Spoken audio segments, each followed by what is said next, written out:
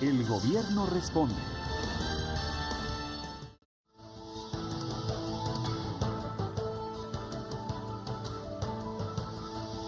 Hola, muy buenas tardes, bienvenidos al Gobierno Responde. Hoy conectados a través del Facebook Live de la Presidencia de la República y de Urna de Cristal para contestar en vivo y en directo todas sus inquietudes, preguntas y dudas. Y justamente hoy hablaremos de un tema muy importante que ha cambiado la forma de comprar con el Estado, que, escuchen muy bien, evita la corrupción y también ahorra costos. Se trata de Colombia Compra Eficiente y los invitamos a todos ustedes a que participen con sus preguntas a través de nuestras redes sociales, en Facebook, en Twitter y en Instagram, en donde nos encuentran como Urna de Cristal. Y a esta hora de la tarde, una fría tarde bogotana, nos acompaña María Margarita Zuleta.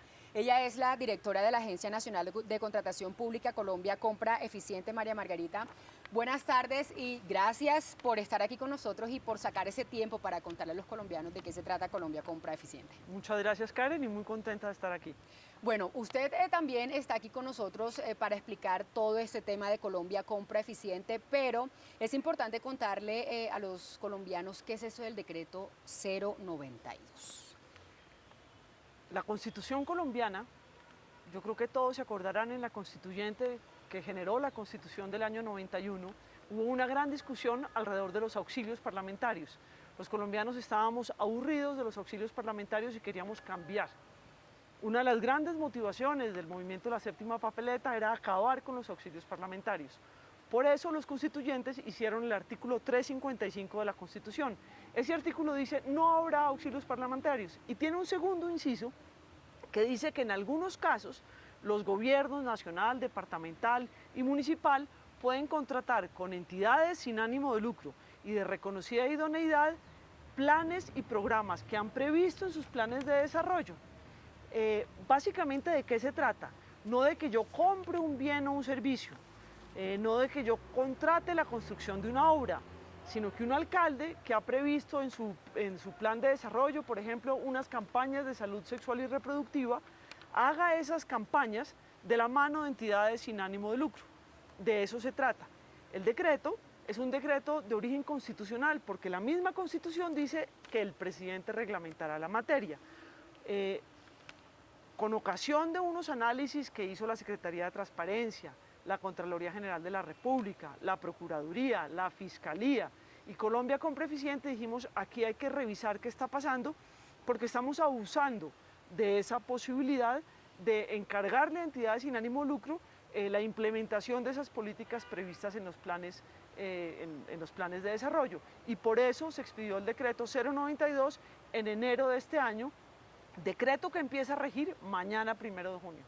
Muy bien, y mire, María Margarita, le cuento que ya comienzan a llegar las preguntas de todos esos colombianos que nos siguen a través de Twitter, de Facebook y de Instagram, y que también nos siguen a través del Facebook Live de Urna de Cristal y de la Presidencia de la República. Y tenemos una pregunta de Sandra Cárdenas, y ella dice, ¿la contratación del decreto 092 es una forma de evitar la ley de contratación?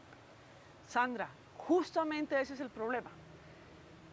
Con ocasión de que la Contraloría, la Procuraduría, la Fiscalía, la Auditoría, la Secretaría de Transparencia, Colombia Compra Eficiente, una cantidad de entidades dedicadas a revisar cómo se contrata y a revisar cómo nos gastamos el presupuesto de los colombianos a través de los contratos, nos dimos cuenta que desafortunadamente esa idea del constituyente se había visto dañada, pervertida, por decirlo de alguna manera, y muchos gobiernos estaban utilizando de todos los niveles, estaban utilizando esa figura para evadir el sistema de compra pública, la ley 80, la ley 1150, y de eso no se trata este tipo de contratos. Bien, también a través de Twitter, @Josbargón, que es José Javier Barraza, pregunta lo siguiente, María Margarita.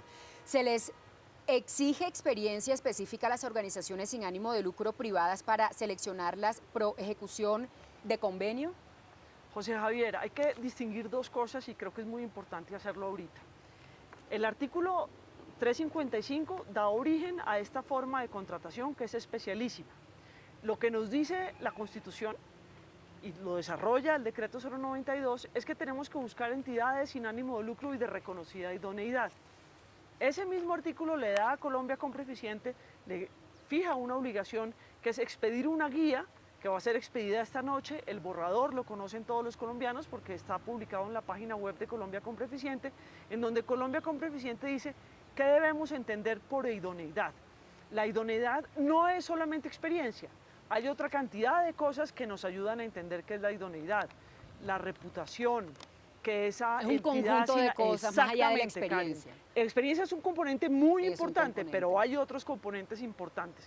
Lo invito a que lea la guía, que está publicada en la página web de Colombia Compra Eficiente, www.colombiacompra.gov.co. Muy bien, por otra parte, aquí Alfredo Morales Marín pregunta lo siguiente. Él dice, muy buenas tardes. Conforme el decreto 092, ¿se requiere realizar un proceso competitivo para contratar con una ESAL? Luego esa modalidad ya está habilitada en el SECOP, ¿o cómo hago para publicarla? A ver, hay dos cosas que tenemos que tener muy claras. Nosotros, desde la Constitución, y si miramos la memoria de la Asamblea Nacional Constituyente, nos dicen estas actividades las hacen entidades beneméritas, es la palabra que usó el constituyente en su momento. ¿Y de qué se trata? De esas actividades científicas, educativas, culturales, deportivas, y que tienen que ver con la protección de personas en una situación especial. Ahí no tenemos que hacer competencia. Sin embargo, en los otros temas sí debemos hacer competencia. ¿Por qué? Porque se trata de que en este país, si hay 1, 2, 5 entidades sin ánimo de lucro de reconocida idoneidad, compitan en condiciones de igualdad para implementar esa actividad prevista en los planes de desarrollo. Hay otra cosa que hay que entender, eso es lo derivado del artículo 355. Hay otra norma que está en la ley 489. Esa norma, en el artículo 96, lo que hace es, pueden las entidades estatales celebrar convenios de asociación y remite al 355. Pero hoy estamos hablando de otra cosa, distinta. Estamos hablando de un convenio que hace una entidad pública con otra persona para cumplir la misión, parte de la misión de esa entidad.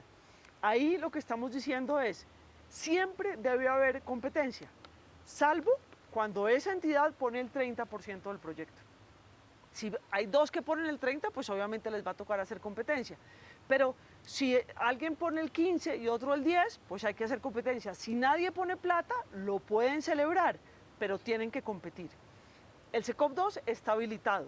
En la página web de Colombia Compra Eficiente y en el boletín que esperamos se distribuya entre esta noche y mañana, hay un video de cómo registrarse como entidad sin ánimo de lucro en el SECOP 2 y hay un instructivo de cómo hacer estos procesos en el SECOP 2.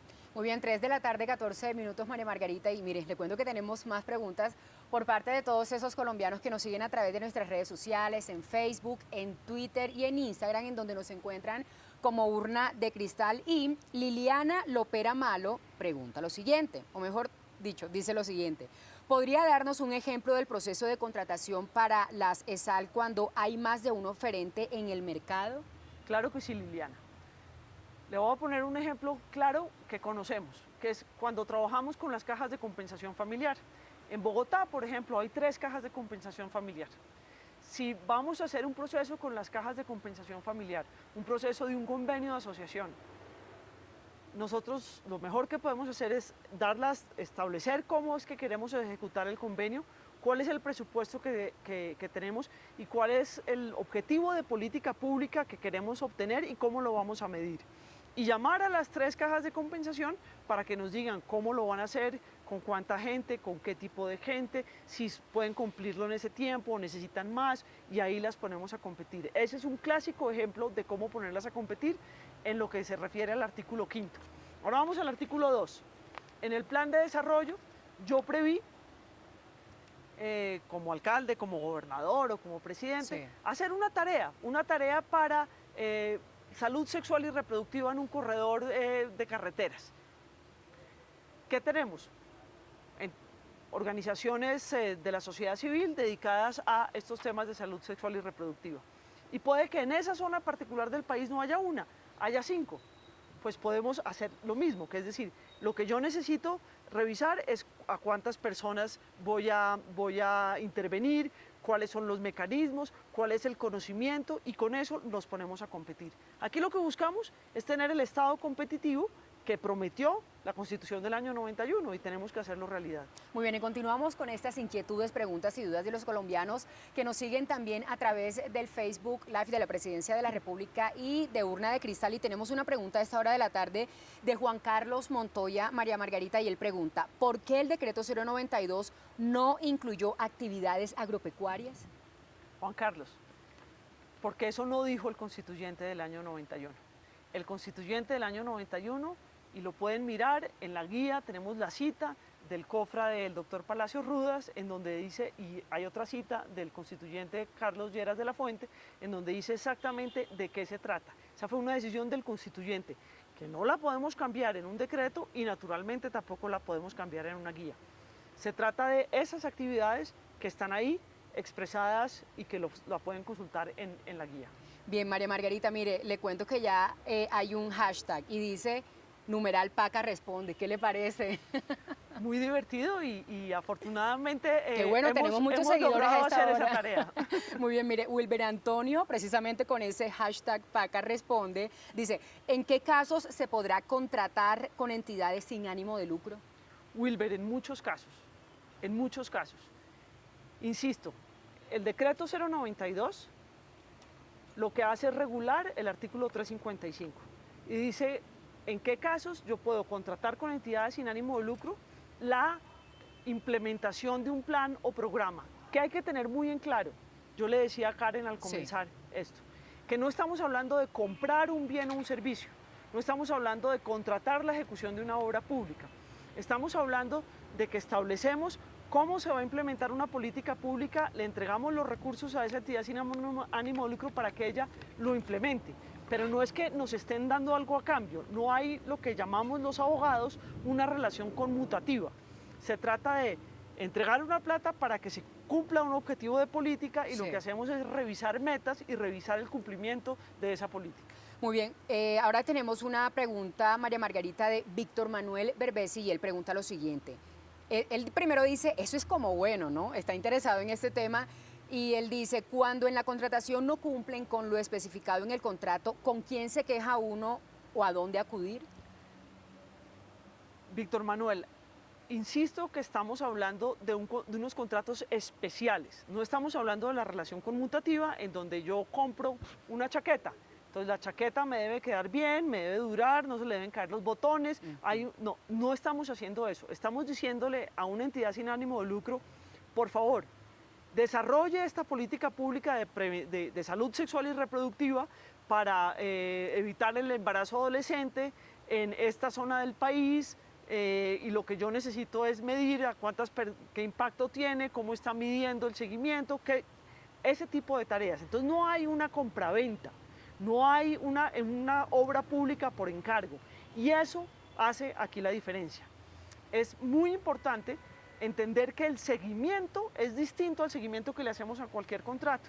En una obra pública decimos, vamos a dar un anticipo y lo que hacemos después es mirar si ese anticipo realmente se ejecutó en comprar concreto y materiales y hacer movilización de maquinaria. Aquí lo que estamos haciendo es mirar cómo va la ejecución y cuáles son los hitos de ese programa y si están cumpliendo esos programas y si la política pública está teniendo efecto o no está teniendo efecto.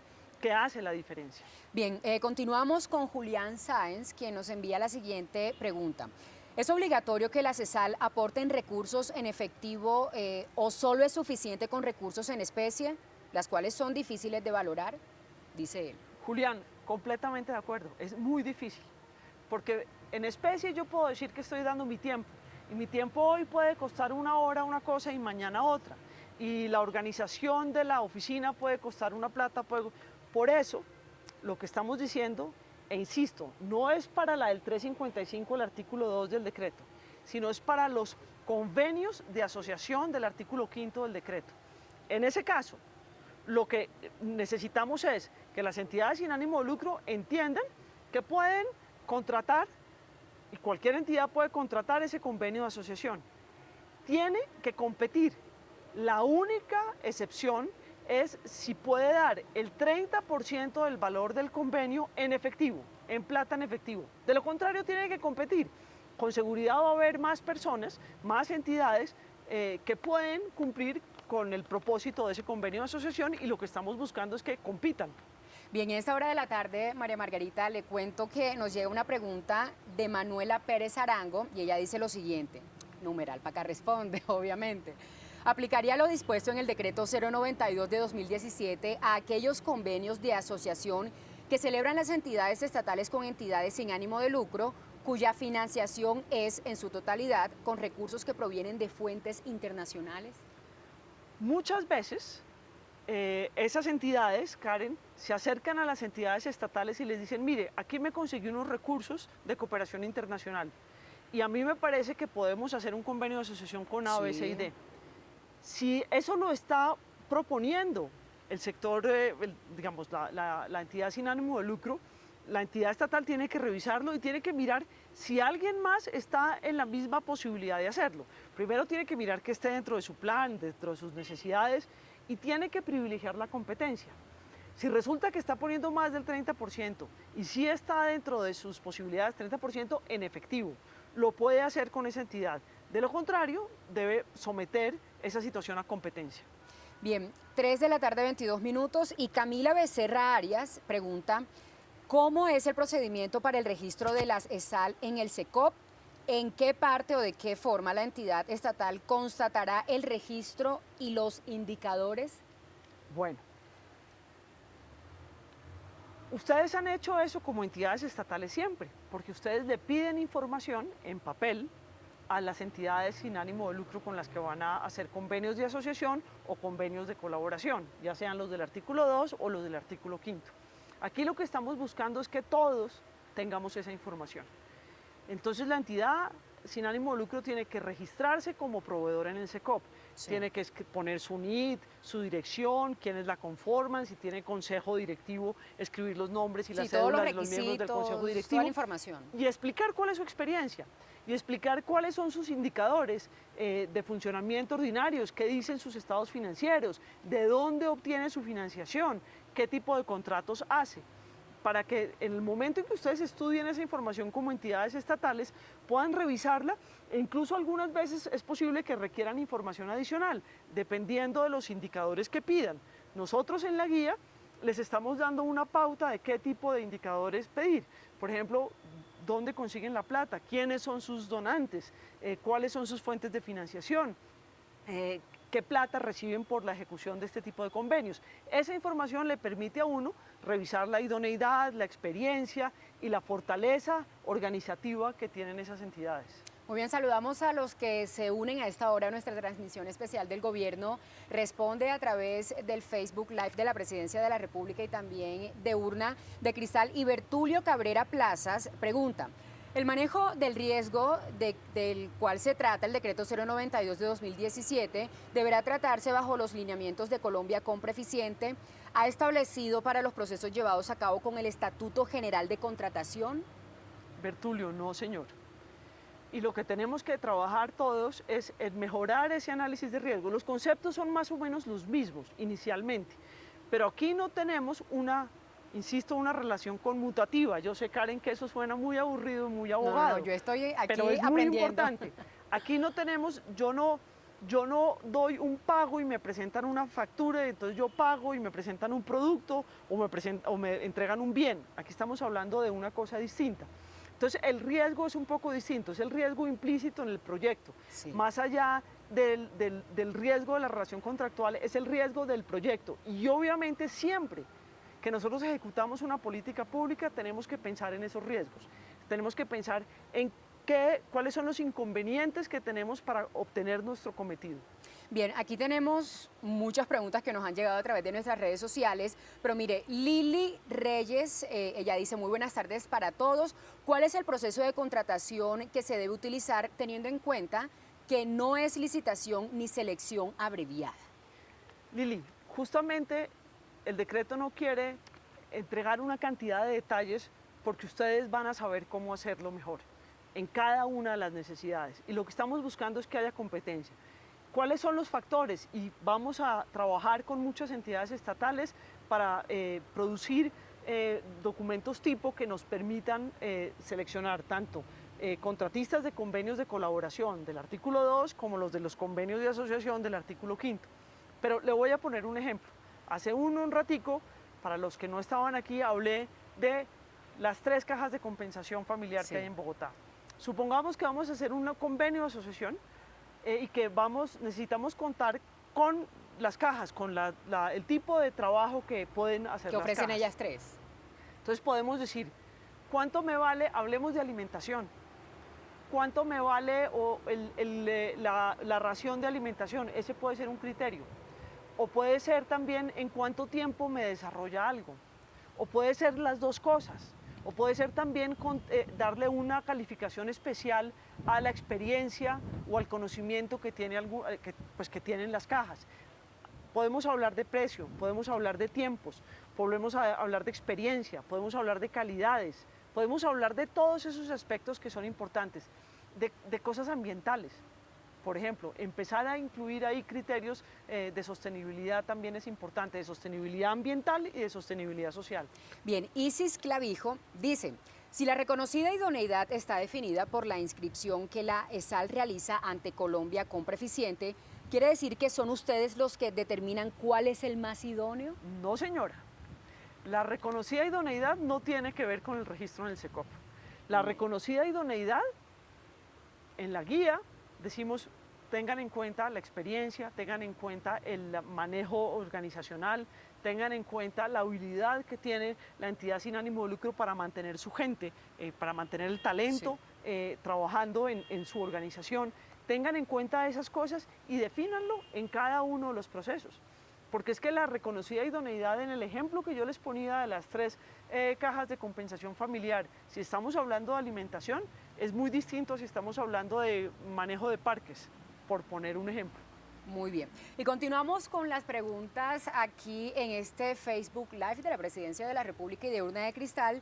Y Alberto Díaz Borré, numeral para acá responde, pregunta, ¿qué pasa si la entidad estatal adelanta un proceso competitivo del decreto 092 y no se postulan entidades sin ánimo de lucro? ¿Se debe volver a realizar este proceso o se puede contratar directamente? Justamente de lo que se trata este tipo de mecanismos es de dejar la posibilidad de la competencia. Yo le hago una pregunta. Si no se presentó nadie, ¿por qué usted va a saber quién es el idóneo para contratar directamente? Insisto, si nosotros hacemos un proceso y lo diseñamos bien, se va a presentar a alguien. ¿O por qué después vamos a escoger a alguien exactamente con las mismas condiciones? ¿Por qué esa persona no se presentó? ¿Será que no hicimos suficiente difusión? ¿Será que cambiamos las condiciones? Porque si cumple los requisitos se hubiera presentado. Si cambiamos las condiciones, Karen, quiere decir que no estamos haciendo exactamente lo mismo y estamos tratando de privilegiar siempre la competencia. Muy bien, y les recordamos a todos que estamos en esta tarde que María Margarita sale el sol, pero también hace frío. Estamos a través del Facebook Live de la Presidencia de la República y de Urna de Cristal, contándole también a todos los colombianos que nos siguen sobre Colombia Compra Eficiente, lo que hace esta entidad y este decreto 092, que es muy importante para el conocimiento de todos los colombianos. Y Julián Sáenz vuelve a preguntar. Él dice, ¿la entidad está obligada a definir adicionalmente criterios de tipo técnico y de idoneidad? Dependiendo de qué necesito yo en cada momento. Pensemos los ejemplos clásicos, la salud sexual y reproductiva. Obviamente ahí hay un factor técnico importante, yo tengo que saber si tengo médicos, si tengo tecnólogos, qué especialistas tengo, qué sistemas de información manejo, cuál es la metodología que voy a utilizar para acercarme al adolescente. Ahí hay unos factores técnicos que son importantes y que cada una de esas organizaciones que ha hecho eso tiene una metodología propia. Sí. Y ahí yo fijo la idoneidad, con base en ese tipo de situaciones. Adicionalmente tengo que pensar en la reputación, en cómo les ha ido, cuál es el manejo interno, cuáles son los criterios de buen gobierno que permiten la administración de cada una de las entidades sin ánimo de lucro. La entidad estatal debe fijar eso para cada uno de los procesos. Bien, hay otra pregunta de Julián Sáenz también, y él dice, ¿cómo se elige la entidad que hace un convenio de asociación cuando más de una entidad sin ánimo de lucro está dispuesta a aportar más del 30% del valor del convenio? Lo que tenemos que pensar aquí es que debemos generar valor. Cuando nosotros tenemos la necesidad de un convenio de asociación, lo que tenemos que pensar es cómo logramos los mejores resultados. ¿Y cómo logramos los mejores resultados? Privilegiando principios como el de la competencia. Supongamos que hay varios que te ofrecen más del 30%, pues pongámoslos a competir. O podríamos simplemente decir, escojo al que tiene mayor valor. Lo que nos dice la norma es que podemos escoger directamente si ofrece más del 30%. Entonces, esa es una decisión de la entidad estatal. Sí. Sin embargo, lo que la entidad estatal tiene que pensar y el razonamiento que debe hacer cuando tiene varios es, ¿cómo yo genero más valor? ¿Para qué? Para la inversión de la plata de los contribuyentes, que es el otro 70 o el otro 60, y cómo realmente garantizo la eficacia de esa política pública. Muy bien, ahora María Flores pregunta qué requisitos se deben tener en cuenta para crear empresa, para ser persona jurídica o natural y para contratar. Ok, aquí estamos hablando de un tema Sí. distinto al decreto 092. El Estado colombiano contrata una serie grandísima de bienes, servicios y obras. Las personas necesitan tener capacidad para contratar y la única forma de tener experiencia es cuando empiezan a contratar. Yo la invito a que siga en el SECOP, el RSS, que es el sistema en la que la pueden notificar de las oportunidades de negocio que puede tener con Colombia, con la República de Colombia en general, sus municipios, sus departamentos, sus entidades en general, y en el SECOP 2. Y es muy importante que conozca el clasificador de bienes y servicios de Naciones Unidas, para que mire cuáles son los códigos que identifican los bienes o servicios que usted puede ofrecer, María.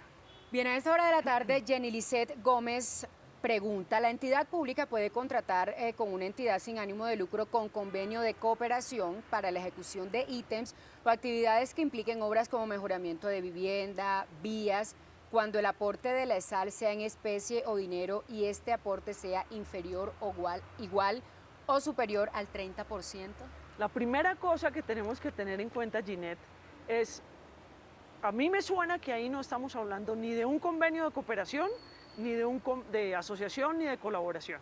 Y ahí estamos hablando de una obra pública. Y para la obra pública tenemos las normas de la Ley 80 y la Ley 1150. Eso es algo que tenemos que tener muy en claro. Colombia tiene un régimen especial para estas tareas que hacemos con entidades sin ánimo de lucro, en donde no está la ejecución de obras públicas.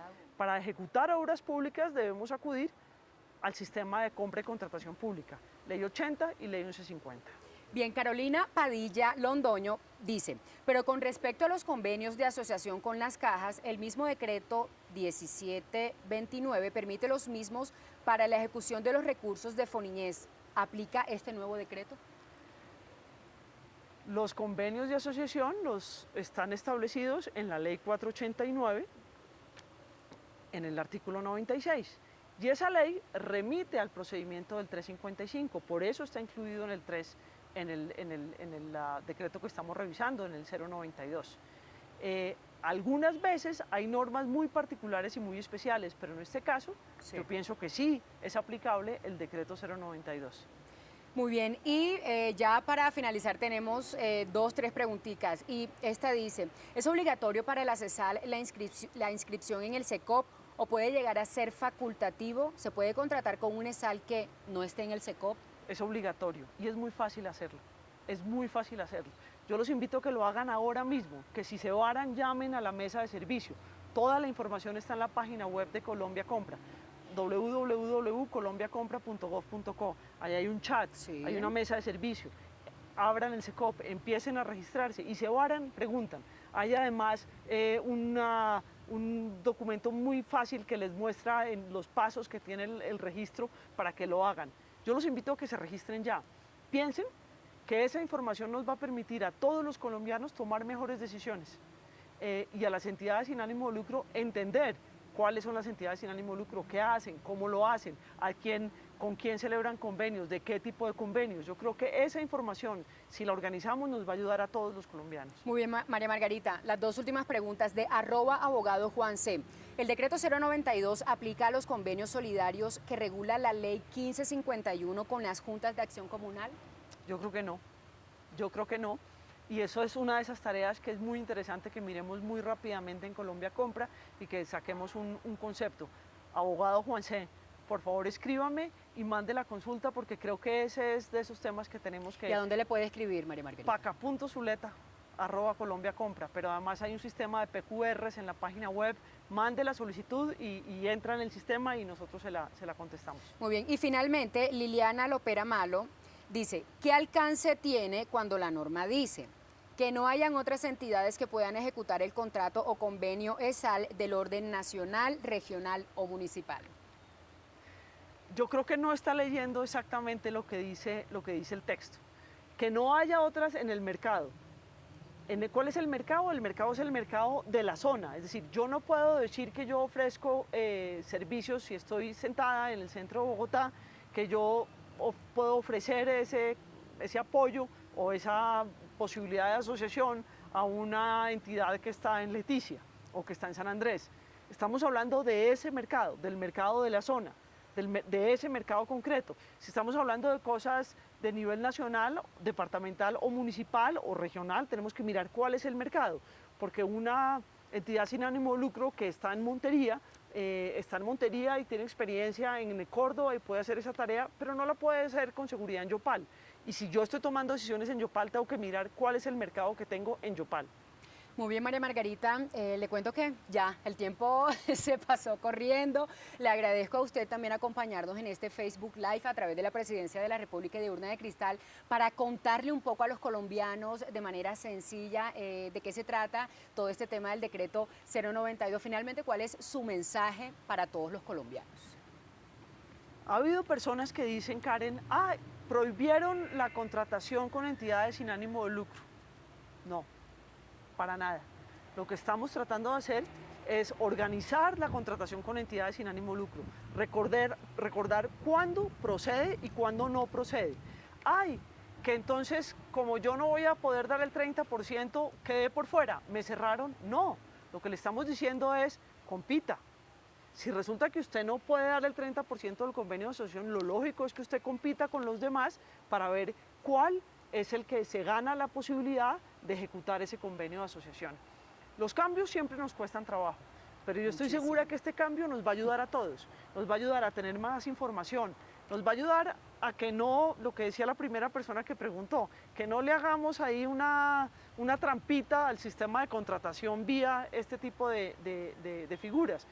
Nos va a ayudar a todos y lo que tenemos que hacer es acostumbrarnos al cambio y quitarnos el miedo, registrarnos en el SECOP y empezar a hacerlo rápidamente. Muy bien, María Margarita, muchísimas gracias por acompañarnos, que tenga una feliz tarde y también feliz tarde para todas esas colombianos que nos acompañaron a través del Facebook Live de la Presidencia de la República y de Urna de Cristal. Y le cuento que muchísimas preguntas se nos quedaron ahí quietecitas para responder, pero los invitamos a todos ustedes a que continúen y envíen todas sus preguntas sobre Colombia Compra Eficiente y el decreto 092 de 2017 a nuestras redes sociales, en Twitter, en Facebook y en Instagram, en donde nos encuentran como Urna de Cristal. Feliz tarde para todos y nos vemos la próxima. Chao. Muchas gracias.